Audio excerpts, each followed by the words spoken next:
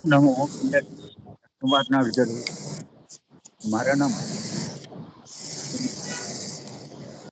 చదువుకుంటున్నాం. ఇక్కడ మరణం తర్వాత the mind maintains the connection with the gross body for the first 5 days after death. Baba ఏం చెప్తున్నారంటే, మరణించినటువంటి వ్యక్తి యొక్క మనస్సు అది తన భౌతిక శరీరాన్ని వదిలిపెట్టేసిన తర్వాత అతను మొదటి 5 రోజులు, దానికన్నా కొంచెం ఎక్కువగా 7 రోజులు తన శరీరాన్ని చుట్టూరానే ఆ మనసు తిరుగుతూ ఉంటుందిట. ఆ కనెక్షను స్థూల శరీరానికి, మానసిక మనస్సుకి ఉన్నటువంటి ఆ సంస్కారాలు ఏవో ఉంటాయి. వాటిని తను శరీరంలోంచి పైకి వదిలిచ్చే అన్నటువంటి ప్రాణం వదిలిపెట్టేసిన తర్వాత కూడా మనస్సుకిను భౌతిక శరీరానికి 5-7 రోజుల దాకా అది కనెక్షన్ ఉంటుంది అని బాబా చెప్తున్నారు. A soul always goes near the person it loves. సాధారణంగా ఈ ఆత్మ ఎప్పుడైతే ఆ శరీరాన్ని పోయేది ప్రాణమయ్యే అనుకుంటాం, కానీ అది శాశ్వతంగా ఉండేది మట్టుకు ఆత్మ. ఆ ఆత్మ ఏంటి? పరమాత్మే. కానీ శరీరానికి సంబంధించినంత మటుకు మనకు జీవాత్మ అని అంటాం. ఆ జీవాత్మ జీవిస్తున్నప్పుడు ఎవరినైతే ఎక్కువగా ప్రేమిస్తోందో ఆ ఆ యొక్క వ్యక్తి దగ్గరికి అది సాధారణంగా బంధనాలు కలిగి ఉంటుంది. ఆ బంధనాల వల్ల ఆ వ్యక్తి దగ్గరికి ఆ ఆత్మ ఎక్కువగా వెళ్తుంది. ఆ వ్యక్తి చుట్టూరానే తిరుగుతుంది అని ఇక్కడ చెప్తున్నారు. మళ్ళీ చదువుతున్నాను. A soul always goes near the person it loves in the one with whom it is attached. ఎవరికైతే బంధనాలు ఎక్కువగా పెట్టుకుని ఉంటాడో భౌతిక శరీరం ఉండక, అంటే ఎవరినైతే ఎక్కువగా ప్రేమిస్తూ ఉంటాడో ఆ వ్యక్తి దగ్గరికి ఈ ఆత్మ, ఈ మనస్సు చుట్టూరా తిరుగుతూ ఉంటుంది. మనస్సు లేకపోతే ఆత్మనస్సు. ఇప్పుడు మనస్సు అనగానే ఏమనుకుంటాం? ఇందాక చెప్పినట్టు సంస్కారాల యొక్క కూడలి మనస్సు. మనం చేసుకున్న సంస్కారాలన్నీ ఆ మనస్సులోనే దాగి ఉంటాయి. ఆ మనస్సు అన్నది ఎప్పుడు అది ఎవరితో జీవించి ఉన్నంత కాలము, ఎవరితో అయితే బంధనాలు ఎక్కువగా పెట్టుకుంటుందో, అంటే ఎవరినైతే ఎక్కువగా ప్రేమిస్తుందో ఆ వ్యక్తి దగ్గరికి ఆ మనస్సు పెడుతూ ఉంటుంది. ఆ ఆత్మ అలా తిరుగుతుంటుంది. ఆత్మకి మరణం లేదు.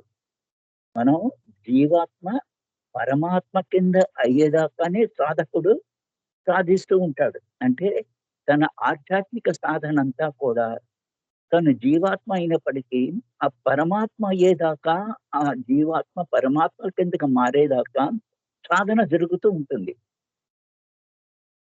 కానీ after that ordinary souls sink into a state of subjectivity in which a new process begins of mentally reviewing, reviewing experience, the experience of the earthly career.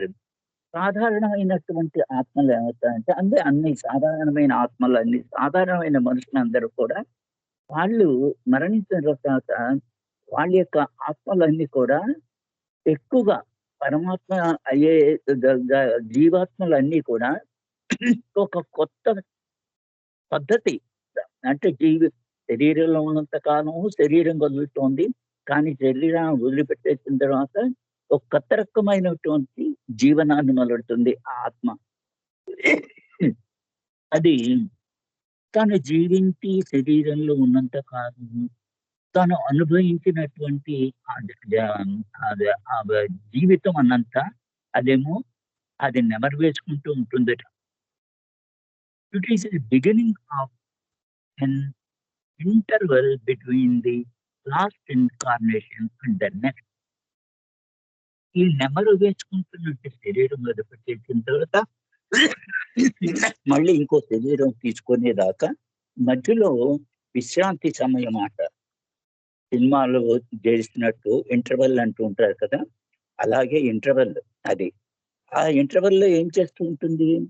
తన కొత్త శరీరం వచ్చేలోక తనకి పాత శరీరంలో ఉండగా జీవించినటువంటి జీవితాన్నంతా నెమరువేసుకుంటూ ఉంటుంది. అది మళ్ళీ కొత్త శరీరం వచ్చేదాకా ఆ మధ్యలో అదేమో విశ్రాంతి సమయం. ఆ మనసుకి లేకపోతే ఆత్మకి. ద ఓన్లీ నెసెసరీ సెరమనీస్ ఇక్కడేమో సాధారణంగా మరణించిన వాళ్ళకి కొన్ని మ మ కర్మకాండ చేస్తూ ఉంటారు కదా! దాని గురించి మాకు కొంత వివరణ ఇస్తున్నారు. The only necessary ceremony worth doing at all or doing the days 3 days after death or up 70 hours after death. సాధారణంగా కర్మకాండ చేస్తున్నట్టు ఈ మానవులంతా కూడా ఏం చేస్తుంటారు, మొదటి 3 రోజుల్లోనే ఏవైనా కర్మని చేసినా కూడా దానివల్ల ఏమన్నా లాభం ఉంటుంది. బాబా భక్తులకి సెరమనీస్ ఏం అవసరం లేదు. కానీ సాధారణమైన మనుషులకు మట్టుకు ఈ సెరమనీస్ చేసేవాళ్ళంతా 3 రోజుల నుంచి ఒక 70 అవర్స్ 70 గంటల దాకా ఆ శరీరానికి కావాల్సినటువంటి సెరమనీస్ చేస్తూ ఉంటుంటే దానికి ఇక్కడి నుంచి విశ్రాంతి కలిగి కొత్త శరీరాన్ని తీసుకెళ్ళడానికి మధ్యలో అది ఏమైనా ఉపయోగపడుతుంది తప్ప బాబా చెప్పింది ఏమిటంటే అది అవసరం లేదు.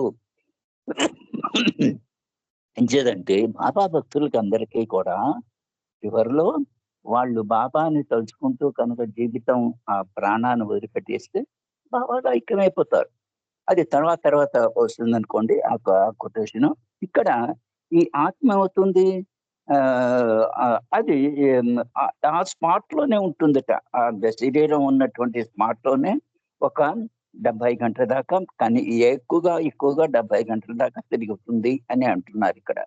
The best method of disposal of the body is burial or spiritual reasons. ఇక్కడ కూడా బాబా శరీరాన్ని పాతిపెట్టేస్తుంటారు, లేకపోతే దహనం చేస్తూ ఉంటారు.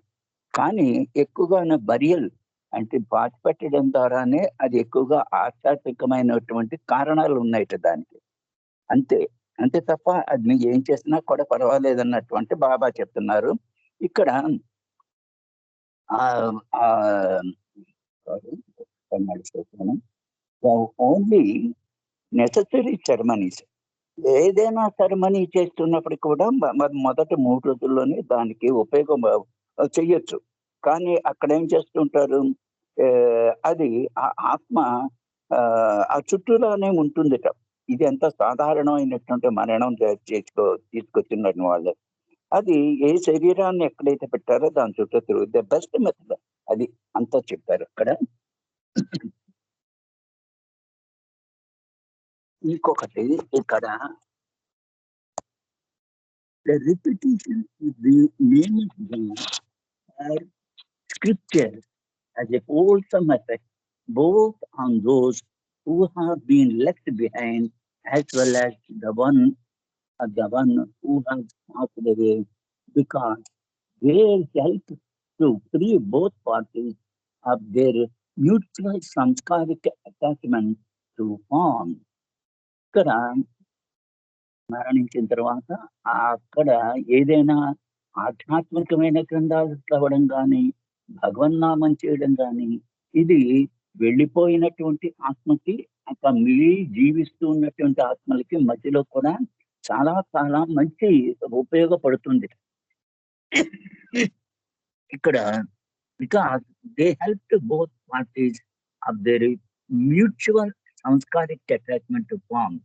ఆ శరీరానికి ఉన్నటువంటి సంబంధం, మిగతా వాళ్ళు జీవించి ఉన్న వాళ్ళకి ఉన్న సంబంధం, ఆ మరణించినటువంటి వాళ్ళకి సంబంధం, ఈ 2 కూడా వాళ్ళు ఒకళ్ళ నుంచి ఒకటి అయిపోవడానికి అది భగవన్నామం చేయడం గాని, లేకపోతే ఆధ్యాత్మికమైన గ్రంథాలు చదవడం గాని అది ఉపయోగపడుతుంది. ఎంచేత ఇద్దరి మధ్యలో ఉన్నటువంటి మిగిలిన వాళ్ళు ఆ సంస్కారిక సంబంధాలన్నీ కూడా ఒక్కసారి తెగిపోతాయి. On the other hand, lamenting and wailing has a degrading and depressive effect. దానికి బదులుగా చాలా మంది ఏడుస్తూ ఉంటారు. ఆ ఏడుపు అన్నది చాలా ఆహ్, అధమమైనటువంటి ప్రభావం ఉంటుంది ఉన్న వాళ్ళ మీద. అది డిప్రెసింగ్ ఎఫెక్ట్స్ అన్నారు. అది ఇద్దరి మీద కూడా చాలా బ బ బ అధమమైనటువంటి ప్రభావం ఉంటుంది. On both. For it tends to strengthen mutual attachment to form. అది ఎందువల్ల? ఉన్నవాళ్ళు గాని, ఆ వదిలిపెట్టేసినటువంటి శరీరం వదిలిపెట్టేసిన ఇద్దరు కూడా ఆ భౌతిక శరీరానికి ఉన్నటువంటి బంధనాల వల్ల ఆ విధంగా ఏడుస్తూ ఉంటారు. The thought or wish what wish the dying individual have the moment of death has a special importance in determining his future destiny. ఇప్పుడు ఆ వదిలిపెట్టి ఆ ప్రాణం వదిలిపెట్టినటువంటి వ్యక్తి కనుక భగవన్నామం చేస్తూ అది చేసినట్టయితే అతనికి ఆహ్, ముందర రాబోయేటువంటి డెస్టినీ అది చాలా మంచిదవుతుంది సార్. ఎంచేతంటే అది ఆఖరి శ్వాసలో భగవన్నామం చేసుకుంటూ వదిలిపెట్టేటువంటి వాడికి అది లిబరేషన్ ఇస్తుందన్నమాట. అంటే ముక్తినిస్తుంది. ఏ నామమైనా భగవంతుడు ఏ నామంలో తలుచుకున్నా తలుచుకోవచ్చు. అది ఆ విధంగా తలుచుకుంటూ ఆఖరి శ్వాసలో కనుక భగవన్నామం చేస్తూ ఉంటే వాళ్ళకేమో ముక్తి కూడా ముక్తి లభిస్తుంది. అంటే మళ్ళీ జననం, మరణం అనేది లేకుండా చేస్తుంది. People should not cry because the departed soul seeks everyone so happy. సాధారణంగా మనుషులు జీవించి ఉన్న వాళ్ళు ఏడుస్తూ ఉంటారు. అలా చేయకూడదు అన్నారు బాబా. అది ఎంచేతంటే ఆ వెళ్ళిపోయినటువంటి ఆత్మ, ఆ మనసు అంతా కూడా చాలా బాధాకరంగా ఫీల్ అవుతుంది. అన్‌హ్యాపీ అన్నారు. Is right there near his body. ఇందాక చెప్పారు కదా! శరీరం దగ్గరే ఒక 40-70 గంటల దాకా ఉంటుందని. అక్కడే శరీరం దగ్గరే ఉంటుంది ఆ ఆత్మ. ఆత్మ ah, don't cry. Can't you see me? ఆ ఆత్మ అనుకుంది. మీరు చూడట్లేదా నన్ను? నేను ఇక్కడే ఉన్నాను. మీరెందుకలా ఏడుస్తున్నారు అని అనుకుంటూ ఉంటుందట. But they cannot see the soul. ఎంచేతంటే జీవించి ఉన్న వాళ్ళేమో ఆత్మని చూడలేరు. ఆ ఆత్మని చూడలేకపోవడం వల్లేమో వాళ్ళేమో దూరం అయిపోయాడన్న ఉద్దేశంతో వాళ్ళు చాలా బాధపడుతూ ఉంటారు. So they feel unhappy. అంచేత ఆనందంగా ఉండలేరు వాళ్ళు. If people show a departed soul that they are happy, it is easier for the soul to break his contact with the family and body and progress.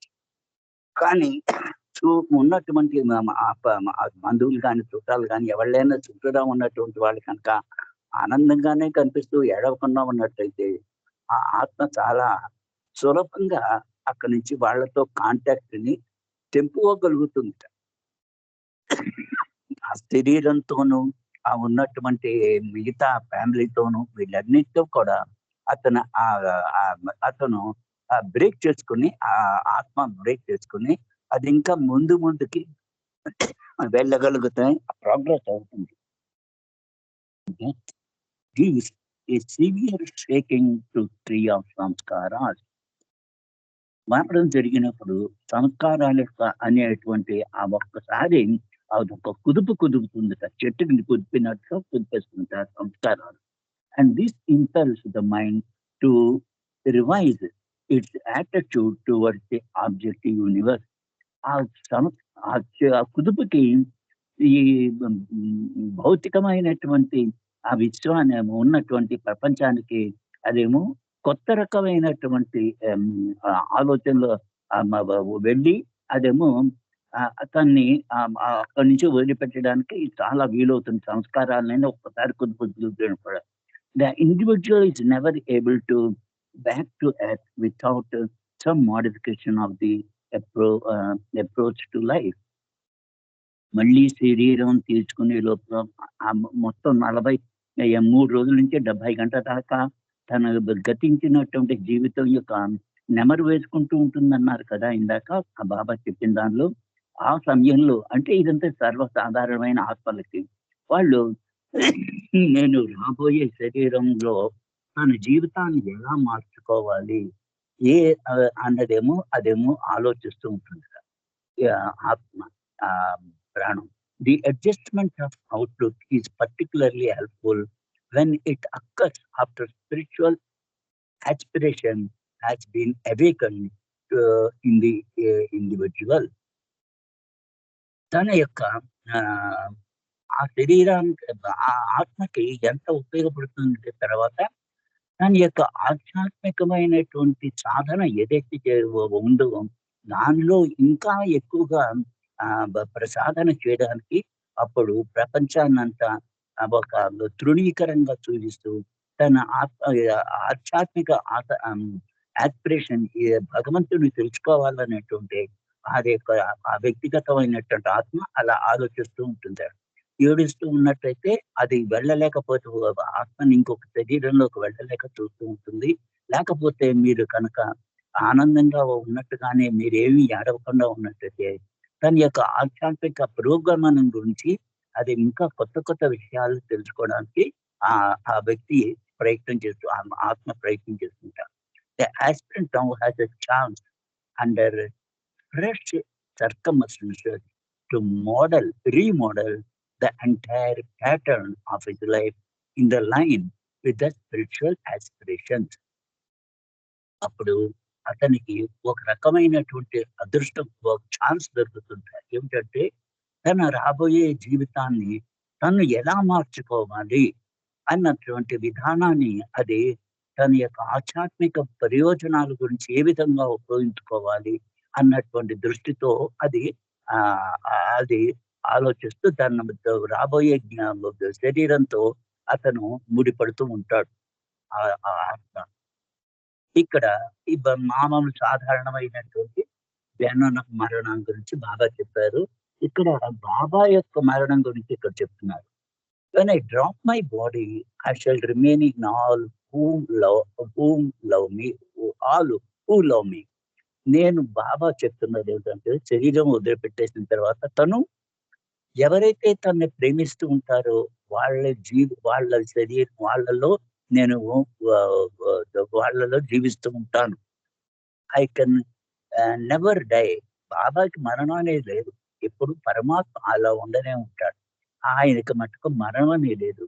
కానీ ఎవరైతే బాబా శరీరం సాధించేటారు బాబాని ప్రేమిస్తూ ఉంటారు వాళ్ళలో ఆయన వాళ్ళతో ఉంటారు ఆయన. Although you find me moving about among you, playing with you, and in fact doing all that supposedly living man does. I am really dead. బాబా జీవించినంత కాలం ఆయన అందరితోనూ కలిసి ఉండేవారు. అలాగ మామూలుగా ప్రాణం ఉన్నటువంటి మనిషి ఏ విధంగా అయితే చేస్తూ ఉంటాడు ఆ విధంగానే ఆయన జీవిస్తూ ఉండేవారు అందరితో కూడా. కానీ బాబా చెప్పేది ఏమిటంటే అక్కడ నేను జీవిస్తున్నప్పటికీ కూడా అప్పటికీ నేను మరణించిన వాటితోనే సమానం. ఇంకేంటంటే ఎల్లకాలం ఉండేవాడు ఆయన అప్పుడే. I am living because I am dead. నేను నా శరీరం వదిలిపెట్టేసినంత బాబా చెప్తున్నారు. నేను ఇంకా ఎక్కువగా జీవిస్తూ ఉంటాను నాతో నన్ను ప్రేమించే వాళ్ళతో. నాకు మరణం అనేదే లేదు అని ఇక్కడ బాబా చెప్తూ బై ఆల్ ఆఫ్ యూ. ఆ విధంగా మీరు కూడా మరణించడానికి మీరు ప్రయత్నం చేయండి to in the real sense so that you may live ever after. మీరు కూడా అలాగే జీవిస్తూ ఉన్నట్టయితే మీరు కూడా అంటే భగవంతుడి నామాన్ని తీసుకుంటూ జీవించినట్టయితే చివరి క్షణంలో ఆయన గుర్తు చేస్తారు, మనకి అదృష్టం కలుగుతుంది. అలాగే మీరు జీవించాలి అంటే ఇప్పటి నుంచే నాకు శరీరం లేదు అన్నటువంటి దృష్టితో మీరు ఎందుకు జీవించరు అని ఒక చోట చెప్పారు. ఎంచేతంటే ప్రతి వాళ్ళకి మరణం అనేది అనివార్యం. ఆ మరణం వచ్చేలోక నాకు ఆల్రెడీ నేను మరణించాను అన్నటువంటి ఆ శరీరం లేదు అన్నటువంటి దృష్టితో ఆ శరీరంతో ఎందుకు జీవించరు మీరు అని ఒక ప్రశ్న కూడా వేశారు బాబా. అలాగే కనుక మనం జీవించినట్లయితే అది ఎప్పటికీ కూడా మనం జీవించిన వాళ్ళతోనే జీవిస్తూనే ఉంటాం. అంటే బాబాతోనే ఐక్యమైపోతారు అని ఆ విధంగా బాబా నామం తీసుకుంటూ చనిపోయిన వాళ్ళకి అదృష్టం కలుగుతుంది. అంటే విముక్తి కలుగుతుంది. జనాన్ని మరణాల గురించి విముక్తి కలుగుతుంది అని ఇక్కడ బాబా ఆగా తన మరణం గురించి చెప్పారు. ఇక్కడ డిసీట్ అంటే మోసం చేయడం. Deceivers are our friends. మనని ఎవళ్ళైతే మోసం చేస్తారో వాళ్ళు నిజమైనటువంటి మన స్నేహితులు.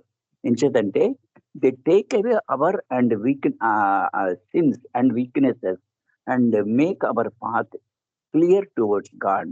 ఎంచేతంటే వాళ్ళు మన చేసినటువంటి పాపాలన్నిటి కూడా మన బలహీనతలన్నీ కూడా వాళ్ళు తీసుకుంటున్నారు. ఎవళ్ళైతే మనల్ని మోసం చేస్తారో వాళ్ళు నిజంగా మనకి స్నేహితులు లాంటి వాళ్ళు. ఏంటంటే మన పాపకర్మ అంతాను, మన బలహీనత చేసినవన్నీ కూడా వాళ్ళేమో తీసేసుకుని మనకి ఆధ్యాత్మిక మార్గంలో ప్రయాణం చేయడానికి మార్గం సుగమం చేస్తూ ఉంటారట వాళ్ళు. అంచేత మన మోసం చేసిన వాళ్ళేమి నిందించకూడదు. వాళ్ళని మన ఫ్రెండ్స్ కిందనే చూడాలి అని ఇక్కడ బాబా అర్థం చేస్తున్నారు. మనకు తెలిసేట్లా చేస్తున్నారు. They do not deceive us. వాళ్ళు మనల్ని మోసం చేయట్లేదు. వాళ్ళే మోసం చేసుకుంటున్నారు. ఎలాగా? They help us and deceive themselves. వాళ్ళేమో మనకు సహాయం చేస్తారు. వాళ్ళు మోసం చేశానని అనుకుంటూ ఉంటారు. కానీ వాళ్ళేమో వాళ్ళనే మోసం చేసుకుంటున్నారు. ఇంచేత మన యొక్క పాపకర్మ, మన యొక్క బలహీనతలతో చేసినటువన్నీ కూడా వాళ్ళు తీసేసుకుంటున్నారు. డెడికేషన్ అంటే అంకితం అవడం. It is only when the disciple dedicates the entire life to the master with a complete and unswerving faith that he can finally fully benefit from the unfailing and abundant life current which flows to him from the master. ఎప్పుడైతే నువ్వు నీ యొక్క సద్గురువుకి కానీ ఆ పరమాత్మకి కానీ ఎప్పుడైతే అంకిత భావంతో నువ్వు జీవిస్తూ ఉంటావో వాళ్ళేమో అంటే ఆయనలో ఉన్నటువంటి నమ్మకము నీకు ఎక్కువగా ఎప్పుడైతే ఉంటుందో నీ సద్గురువులు కానీ ఆ పరమాత్మలో కానీ అక్కడ నీకు చాలా లాభం కలుగుతుంది. ఏ విధంగాను? అది నిరంతరము నువ్వు చేసేటటువంటిది ఆ యొక్క జీవితం. ఎప్పుడైతే నువ్వు అంకిత భావంతో జీవించగలుగుతున్నావో అది ఎందుకుని నువ్వు నిరంతరం భగవంతుణ్ణి కానీ నీ సద్గురువుని కానీ ఎవరినైతే ప్రేమిస్తున్నావో ఆయన్ని తలుచుకుంటూ నువ్వు జీవిస్తూ ఉంటావు కాబట్టి అది నీ జీవితంలో అది చాలా మంచి ప్రభావం నీకు దొరుకుతుంది. ఎంచేతంటే సద్గురువు నీకు ఆ యొక్క నీ అంకిత భావానికి బహుమతి కింద ఆయన ఇస్తాడనమాట. అంచేత నువ్వు ఎవరిని ప్రేమిస్తున్నా, ఏ సద్గురువుని ప్రేమించినా, ఏ పరమాత్మను ప్రేమించినా నీకు కలిగే లాభము అది అని ఇక్కడ బాబా సంకేతం పంపిస్తున్నారు. డీడ్స్ అంటే మనం చేసే పనులన్నీ కూడా every deed good or bad creates good or bad సంస్కారాస్. మనం మంచి పనులు చేసినా చెడ్డ పనులు చేసినా అవి సంస్కారాన్ని కలిగిస్తూ ఉంటాయి. అది మనందరికీ తెలిసింది. That is virtue or vice అంటే పుణ్యం కానీ పాపం కానీ నువ్వు వస్తూనే ఉంటుంది. బోత్ ఆర్ బైండింగ్, రెండు కూడా నిన్ను బంధనాల్లో ఇరికిస్తుంది. Good sanskaras result in good birth and bad sanskaras in a birth of unfortunate circumstances.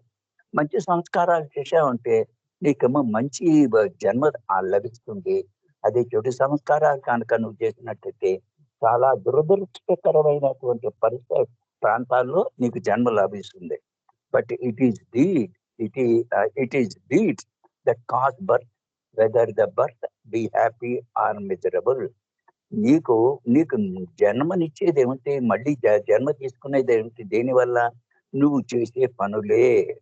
అవి ఆ పనుల వల్ల సంస్కారాలు వస్తాయి. దానివల్లే నీకు మళ్ళీ మళ్ళీ జన్మ నీకు లభిస్తూ ఉంటుంది. నువ్వు ఆనందకరమైనటువంటిదైనా లేకపోతే దుఃఖకరమైనటువంటి పరిస్థితుల్లోనూ నీ యొక్క సంస్కారాల మీద ఆధారపడి నువ్వు జన్మ తీసుకుంటావు.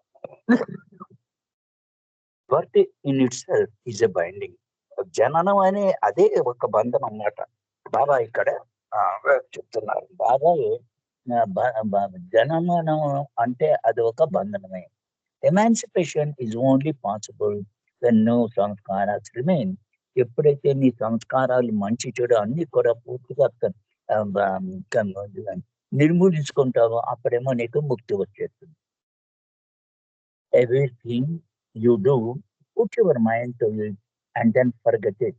నువ్వు చాలా మనం జ్ఞాపం చేసుకుంటూ ఉంటూ ఉంటాం. కానీ నువ్వు అలా జ్ఞాపం చేసుకుంటూ ఉండకు. నువ్వు ఏ పని చేస్తున్నా కూడా నీ మనసంతా దానిలో కేంద్రీకరించి నువ్వు పని చేయి. కానీ దాని తర్వాత మర్చిపో దాని గురించి. But do not attach to it. దానికి నువ్వు బంధనాలు ఏర్పరచుకోకు. మంచైనా చెడైనా సరే చేసేసి వదిలిపెట్టేసేయి అంతే. ఎప్పుడైతే అలాగ నువ్వు చేయగలుగుతావో నీకు సంస్కారాలు ఏర్పడవు అన్నటువంటి బాబా మనకి ఒక చోట చెప్పారు. చేసిన పనేమో అదే జ్ఞాపకం పెట్టుకున్నట్టయితే దానివల్ల సంస్కారాలొస్తాయి. కానీ మంచైనా చెడైనా చేసింది అక్కడికక్కడ నువ్వు మర్చిపోవాలి. All that you do, do with all your might. నువ్వు ఏం పని చేస్తున్నా కూడా నీ సర్వశక్తులు ఉపయోగించి దాన్ని చేయించుకో. In the everyday walk of life and amidst intense activity, we should feel detached and dedicated our doing to our beloved God. బాబా చెప్తూ ఉంటారు. మీరు ఏ పనులు చేసినా కూడా వాటిని నాకు అంకితం చెయ్యండి. అది అంకిత నాకు చేయండి. తర్వాత వైరాగ్య భావంతో చేయండి. నేను చేస్తున్నా అన్నటువంటి ఆ జ్ఞాపకాలు పెట్టుకోకుండా డిటాచ్డ్ వైరాగ్య భావంతో చేస్తూ ఉండండి. ఆ విధంగా నువ్వు ఎప్పుడైతే నువ్వు బాబాకి అంకిత భావంతో జీవిస్తూ ఆయనకే నువ్వు చేసినవన్నీ అప్పచెప్పావో, ఇచ్చేస్తావో అప్పుడేమో నువ్వేమో భగవంతుడిని నీ సంస్కారాల నుంచి నువ్వు తప్పుకోవడానికి అవకాశం ఉంది. అంటే మనం చెయ్యకుండా ఉండలేం కదా! అది చేసినవన్నీ బాబాకి సమర్పించుకో అంటున్నారు. డా do as I tell you and not as I do. Baba చెప్పిన విధంగా ఒబీడియన్స్‌తో, విధేయతతో ఆయన చెప్పినట్టుగానే చేయాలి తప్ప, ఆయన చేసినవి మళ్ళీ మనం చేయొద్దంటున్నారు. ఆయన చేశారు కదా అని మనం చేయకూడదు. I am the ocean of love. So whatever you do with love pleases me. Baba నేను ప్రేమ మహాసాగరాన్ని అంటూ ఉంటారు కదా! నువ్వు ఏమి చేసినా కూడా అదేమో నన్ను సంతోషపెట్టేటట్టు నువ్వు చెయ్యి. వాటెవర్ యూ డూ విత్ ఆహ్, విత్ లవ్ ప్లీజెస్ మీ. ఏదైతే నువ్వు ప్రేమతో చేస్తావో దాని వల్ల నేను చాలా ఆనందపడతాను అని బాబా చెప్తున్నారు. Defects don't worry for what you believe to be your defects. నీకు కొన్ని బలహీనతలున్నాయి. తప్పులు చేస్తూ ఉంటావు. దాని గురించి నువ్వు ఎప్పుడూ కూడా వాటిని నువ్వు ఆలోచించకుండా దాని గురించి చింతించకు. Being conscious of these these is good. అది sorry being conscious of these is good as long as one is sincere and tries to overcome these.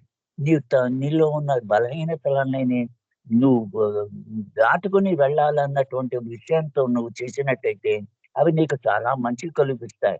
అంటే నాకు ఇది పాపభావంతో చేశాను, నేను సిన్ చేశాను అన్నటువంటి దృష్టితో కనుక నువ్వు అన్నీ చేస్తున్నట్టే అది నిజంగా బాబాని సిన్సియర్‌గా అది తలుచుకుంటూ క్షమించు అన్నటువంటి మన పశ్చాత్తాపములు చేసినటువంటి విధంగా మనం క్షమించమని ఆయన అడుగుతున్నట్టయితే, నువ్వు క్రమక్రమంగా వాటిని నువ్వు తెలుసుకోవడం ఆపేస్తావు. అంటే చెడు పనులు చేయడం ఆపేస్తావు.